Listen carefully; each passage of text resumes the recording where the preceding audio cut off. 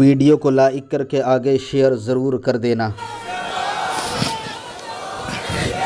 وہ ابو بکر صدیق آتے ہیں تو منہ میں پتھر رکھ کر کے آتے ہیں، کہیں آواز بلند نہ ہو جائے، کہیں باتیں زیادہ نہ ہو جائے، اس ادب کے ساتھ آتے ہیں۔ لیکن صدیق اکبر کی مجال نہیں ہے کہ رسول اللہ سے کے جسم سے اپنے جسم کو یوں ٹچ کریں جیسے کسی ایک دوست دوسرے جسم کے دوسرے دوست کے جسم کو ٹچ کرتا ہے۔ صدیق اکبر کی جرات ہے، ہمت ہے نہیں، وہ تو سراپا ادب ہے، وہ تو سراپا مؤدب ہے۔ لیکن اسی محفل میں جو صحابہ کی محفل ہے، ہم ایک ایسے صحابی کو بھی دیکھتے ہیں، ایک نہیں بلکہ دو ایسے صحابیوں کو دیکھتے ہیں جو رسول اللہ کی محفل میں آتے ہیں تو منہ میں پتھر رکھ کر نہیں آتے، بلکہ ان کے لیے اتنی رعایتیں ہیں کہ وہ آتے ہیں تو چل کر بھی نہیں آتے بلکہ دوڑ دوڑ کر آتے ہیں، اور محفل میں ہاتھ باندھ کر نہیں بیٹھتے بلکہ نبی کی گود میں آ کر کے بیٹھتے ہیں۔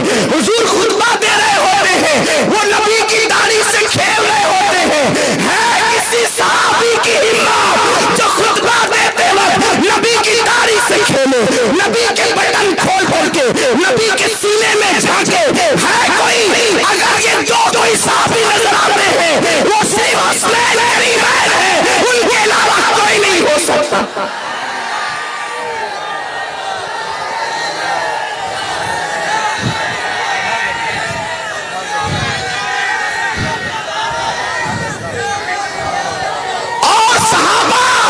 نبی کی نالین سے اپنا پیر بھی مس کرنے کی ہمت نہیں کرتے۔ یہ دو کیسے صحابی ہیں کہ نبی کے سینے پہ پیر رکھ کر کے اوپر چڑھا کرتے ہیں، نبی کے کندھے پہ پیر رکھ کے اوپر چڑھا کرتے ہیں۔ اب آپ مجھے بتائیں ان صحابہ کا ذکر نہیں ہوگا تو پھر کن کا ہوگا؟ یقیناً ہم چار یار والے ہیں، ان سب کا بھی ذکر ہوگا، ان آقاؤں کا ذکر بھی ہوگا، لیکن صرف ان کو اہل بیت کہہ کر کے ان کی عظمت کو گھٹانے کی بات کرنا یقیناً، اور یہ کہنا کہ یہ اہل بیت کا ذکر کہیں رافضی تو نہیں بنا دے گا۔ یاد رکھیں رافضیت اہل بیت کی محبت کا نام ہے، صحابہ کی دشمنی کا نام ہے۔ اگر یہی بات ہے تو صدیق اکبر نے کی محبت، کیا معاذ اللہ صدیق اکبر پر بھی رافضیت کا حکم لگاؤ گے؟ فاروق اعظم نے کی اور اتنی کی اور ایسی کی، اس شان سے کی کہ آج کل کے محبت کرنے والے تو دنگ ہے۔ کیا وہ بڑا مشہور واقعہ تم نے نہیں سنا کہ سیدنا امام علی مقام امام حسین اور حضرت ابن عمر دونوں کا بچپنا تہمجولی تھی؟ ابن عمر کچھ عمر میں 1-2 سال زیادہ تھے، اس لیے کھجوریں لے لے کر اچھی کھجوریں خود کھاتے اور جو خود کو پسند نہ آتی وہ مولا حسین کی جھولی میں ڈالتا، اس لیے کہ بچا کچا کھانا یہ اہل بیت کی شان نہیں۔ اس لیے غیرت والے خون کو غیرت آئی گئی اور زبان سے اس طرح کے الفاظ نکلے جس کا مفہوم یہ ہے، او میرے خاندان کے غلام کے بیٹے۔ بس یہ بات نکلنی تھی زبان سے، کیونکہ آج اگر کوئی کسی کو غلام کہے تو جبکہ غلاموں کا دور نہیں ہے پھر بھی کسی کو برداشت نہیں ہوتا غلام کہنا۔ جس دور میں غلامی کا دور تھا اور غلاموں کے ساتھ جانوروں سے بدترین سلوک کیا جاتا تھا، غلامی گویا کہ گالی سمجھی جاتی تھی، مولا حسین نے کہہ دیا ابن عمر سے، او میرے خاندان کے غلام کے بیٹے۔ بس انہوں نے اتنا سنا، کھجوریں چھوڑی، گھر کی طرف رخ کیا اور گئے کا بابا غضب ہو گیا۔ سیدنا فاروق اعظم کوئی معمولی شخصیت نہیں، وہ عمر جس کے جلال سے شیطان بھی ڈرتا ہے۔ میرے آقا فرماتے ہیں عمر کا نام سن کر شیطان بھاگ جاتا ہے۔ سرکار نے کیا پیاری بات کہی، عمر کا نام سن کر شیطان بھاگ جاتا ہے۔ جو انسانوں میں شیطان ہے، جب ان کے سامنے حضرت عمر ابن خطاب کا نام لیا جاتا ہے تو ان کے بھی تن بدن میں آگ لگتی ہے۔ یہ کس کا نام لے لیا؟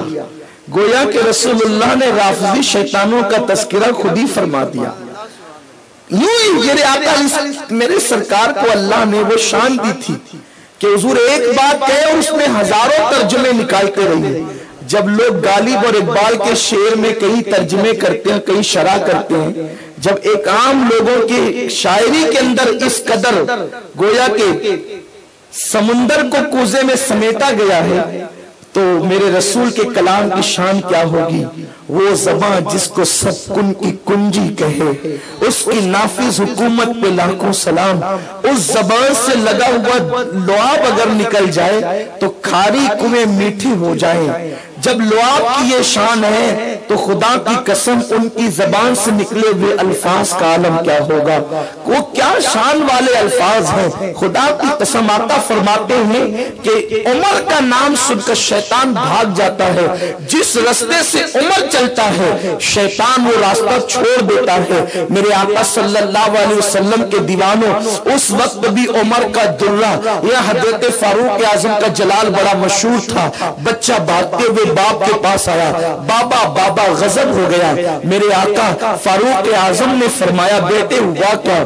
کہا وہ چچا علی کا بیٹا ہے نا حسین. اس نے کہا کہ تیرا باپ تو ہمارے خاندان کا غلام ہے. فاروق اعظم نے کہا اچھا اس نے ایسا کہا؟ فرمایا جی بابا آپ یقین کریں اس نے ایسا کہا. فرمایا چل تو. جیسے ہی کہا چل تو، اب ابن عمر کے چھوٹے سے ذہن میں گویا کہ ہزاروں خیالات آ رہے ہوں گے کہ میرے باپ کے درے سے مدینے والے ڈرتے ہیں، مدینے منورہ کے لوگ ڈرتے ہیں. میرے بابا کی دھاپ یہ ہے کہ اللہ اکبر، شیطان ان کو دیکھ کر کے رستہ بدل دیتا ہے. میرے بابا کا عالم یہ ہے کہ اللہ اکبر، کیسر و کسرا جس کے نام سے کہتے ہو. فاروق اعظم نے کہا چل تو، لیکن چلتے ہوئے کاغذ اور قلم بھی ساتھ لیا ہے اور کہا چل تو. جس وقت کہا چل تو، ننھے سے بچے نے سوچا ہوگا اب حسین کا کیا ہوگا، اب حسین کا کیا ہوگا. لیکن جب وہاں پہنچے سچوں کا سچا بیٹا اپنی جگہ کھڑا ہے، نہ ہل رہا ہے، نہ وہاں سے ہٹنے کا نام لیتا ہے، کیونکہ حسین کی رگوں میں رسول اللہ کا خون موجود ہے. اللہ اکبر، وہ کیا ذات ہوگی، اس ذات کی شان کیا ہے کہ جس کی رگوں میں رسول اللہ کا خون ہو. لوگ کہتے ہیں اہل بیت کی اتنی تعریف نہ کرو. میں کہتا ہوں آخر بتائیں تو کتنی کریں، کیونکہ اس بات پر امت کا اتفاق ہے کہ حضور کے جسم سے جو مٹی ٹچ ہو جاتی ہے وہ عرش سے بھی افضل ہو جاتی ہے، وہ کعبے سے بھی افضل ہو جاتی ہے. نادان جب مٹی ٹچ ہو جائے نبی کے جسم سے تو وہ کعبے سے افضل ہو، وہ عرش سے افضل ہو. حسنین کریمین اور فاطمۃ الزہرا یہ کسی مٹی کا نام نہیں ہے جو 2-4 سیکنڈ کے لیے نبی کے جسم سے مس ہو جائے. ارے نبی کے جگر کے ٹکڑوں کا نام ہے حسن، حسین اور فاطمہ و علی. اب آپ مجھے بتائیں اگر میں ان کو کعبہ کہوں تو کس منہ سے کہوں، کیونکہ کعبے سے افضل تو وہ مٹی ہے کہ جو میرے نبی کے جسم سے ٹچ ہو جائے. انہیں عرش کہوں تو کس منہ سے کہوں، کیونکہ عرش تو اس مٹی کا نام ہے، عرش سے افضل تو اس مٹی کا نام ہے جو نبی کے جسم سے ٹچ ہو جاتی ہے. اب جب نبی کے جسم سے مٹی ٹچ ہو جائے، وہ کعبے اور عرش سے افضل ہو جائے، تو حسین کریمین کی شان کیا ہے، ان کے مرتبے کیا، ان کا مقام کیا ہے، کوئی بیان کر سکتا ہے. اسی لیے ہم تو یہ کہتے ہیں کہ اللہ نے ایسے الفاظ ہی پیدا نہیں کیے اس دنیا میں جو مکمل طور پر اہل بیت کی فضیلت کا حق ادا کر سکیں. وہ تو اللہ ہی جانتے ان کا مرتبہ کیا ہے، ان کا مقام کیا ہے. تو عرض یہ کر رہا تھا، حسن مولا حسین جو ہے اپنی جگہ پہ کھڑے ہیں. حضرت فاروق اعظم تشریف لائے اور فرمایا حسین تم نے یوں کہا کہ تیرا باپ تو ہمارے خاندان کا غلام ہے. آپ فرماتے ہیں جی میں نے ایسا کہا. لوگ وہاں اور بھی موجود تھے. فاروق اعظم نے فرمایا شہزادے جو کہا ہے اگر اس کو لکھ دے تو بڑا احسان ہوگا. لوگ اس فکر میں ہیں کیا ہم نمازی نہیں جو ہمیں اہل بیت کی ضرورت ہے، کیا ہم تہجد گزار نہیں جو ہمیں اہل بیت کی ضرورت ہے، کیا ہم عالم نہیں جو ہمیں اہل بیت کی ضرورت ہے، کیا ہم محدث نہیں کہ ہمیں اہل بیت کی ضرورت ہے. ہم کہتے ہیں تم محدث و محدث، عمر امت کا محدث ہے. میرے آقا فرماتے ہیں، مشکاہ شریف کی حدیث ہے، امت میں ایک محدث ہوتا ہے، میری امت کا محدث عمر ابن خطاب ہے۔ عرض کی حضور یہ محدث کیا ہوتا ہے؟ فرمایا جس کی زبان پر فرشتے کلام کرتے ہیں وہ محدث نہیں، چونکہ امت کا ہر بندہ اگر محنت کر لے تو وہ محدث ہو سکتا ہے، لیکن اب حضرت عمر کے سوا کوئی محدث نہیں ہو سکتا۔ محدث اور